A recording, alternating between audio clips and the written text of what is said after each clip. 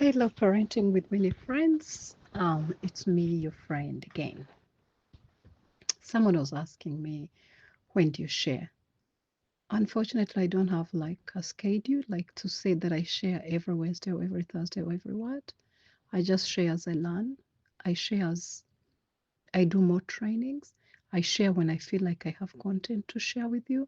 So it's not like, oh, I'm sharing every day or what. But there's a time I was really sharing weekly, immediately after I graduated from my early childhood course, because I felt like I had made so much notes that I really needed to share and keep on my channel.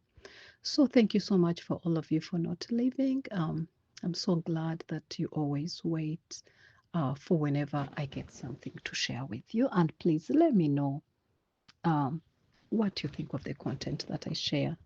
It keeps it lively when I hear from my viewers, from the people that have listened in, from the people that are following in. So I hope you're okay. Happy 2025. And today we are going to be talking about screens, self-regulation, and the developing brain. Of course, I'm an early childhood educator, so I'm always talking about the early years.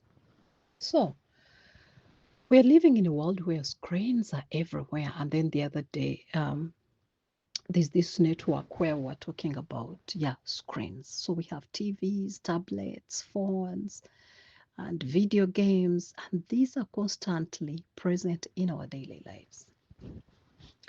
So for young children whose brains are still forming crucial neural connections, excessive screen time can have long-term effects on their ability to regulate emotions, focus, and think creatively. Probably you think what is you're already thinking like, "Hey, what is excessive screen time?" Honestly, when parents ask me what is excessive screen time, I would say that more than 1 hour a day is a lot of screen for your child. And of course, there must be so many studies out there. Please go on and inform yourself and find out more. Now, today I want to talk about the impact of screens on the developing brain. As I've already mentioned, as I always say, as we all know, every experience in early childhood shapes the brain. It wires it for how a child will engage with the world. When your young children spend extended time on screens, their brains become conditioned to expect constant stimulation, fast moving images, bright colors, and the frequent dopamine hits. Honestly, these are things that are only on screen that you won't find in our daily life. So this overstimulation rewires the brains and rewards the brain's system. It makes it harder for children to tolerate outside screen. That's when you hear them saying it's boring. It is because they can no longer tolerate the boredom, engaging in imaginative play, or manage their emotions when the screen turns off. I think I've seen so many children who are being parented on screen when the screen is switched off. It becomes chaotic. Don't beat up your child. I want to say that you are to blame because it's you who has put her on the screen. And the screen is having an effect on her brain. And now you're blaming the child.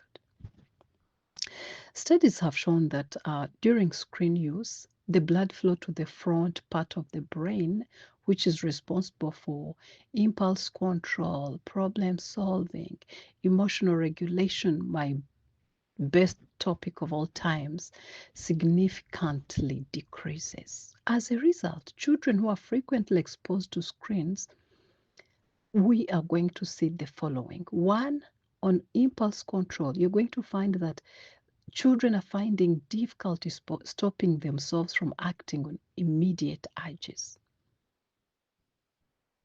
because they're used to the screen. On emotional regulation, there is an increased frustration, meltdowns, and difficulty coming down. Attention and focus. They struggle to engage in self-directed activities without constant stimulation. On creative thinking, reduced ability to generate independent play ideas. We see these effects in the classroom, in our homes, in the shopping malls, on the buses, on the planes, in the trains. Children have a harder time following directions, playing cooperatively, or transitioning between activities without frustration. And honestly, as adults, our own screen addiction rewiring has lowered our levels of patience, self control, and creativity as well. So imagine a parent, me and my child, both of us having issues with screen time. I don't have the patience, she doesn't have the attention. What do you expect in that parenting journey? So, what do we do?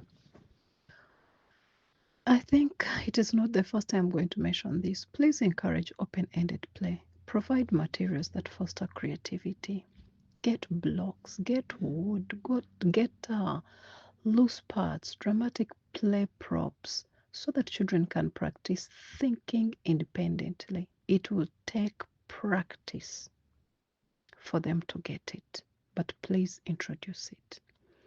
Two, teach self-regulation through music and movement.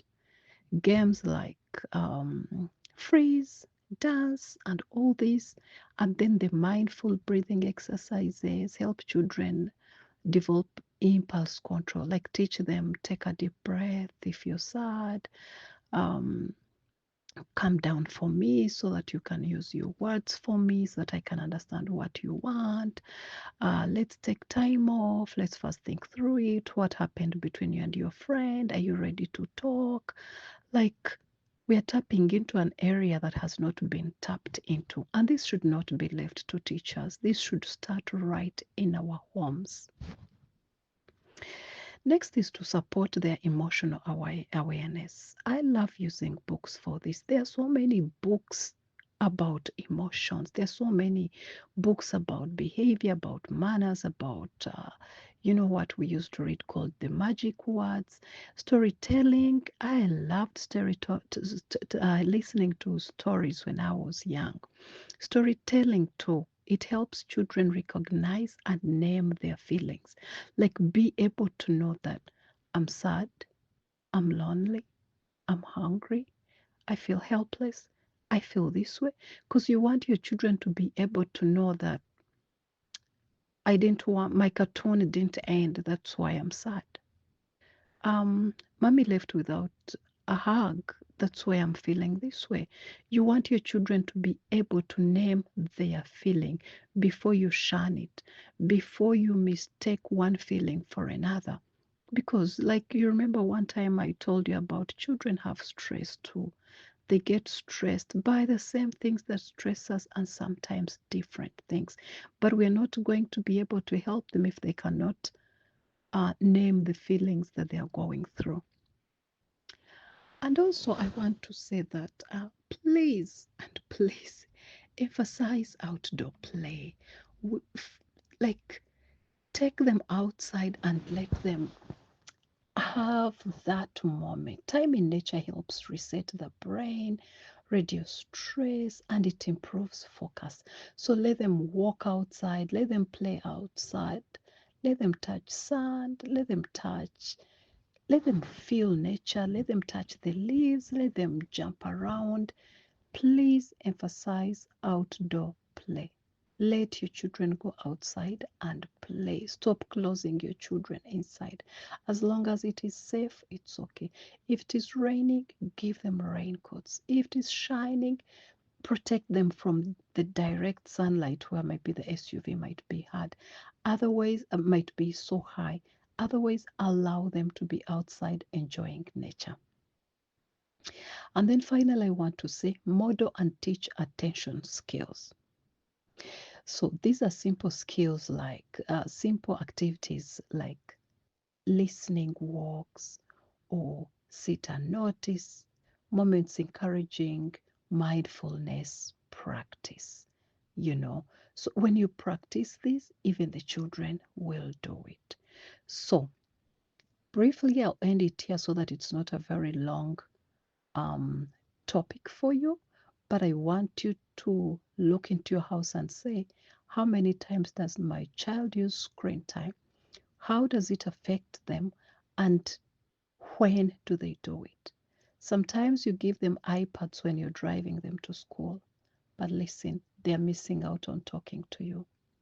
They're not even paying attention to the road, to the trees, to the birds, to the colors, to the color of the sky, to the weather, because they're stuck on their screen. And then in the long run, we get problem with speech. Delayed speech as a result of screen is a growing thing. We need parents to say no and start talking to their children. We have children who are talking like cartoons. We have children who can say so many things that they hear on television, but they cannot express themselves. They cannot look a parent in the eye and greet them. They don't know who is in the house. They don't know what is taking place. So please, I wish you well. I hope everything goes well with your parenting. Remember to pray, but also to parent. Remember to parent, but also to pray. One doesn't take away the other. God bless you. Keep tuning in. Bye from us.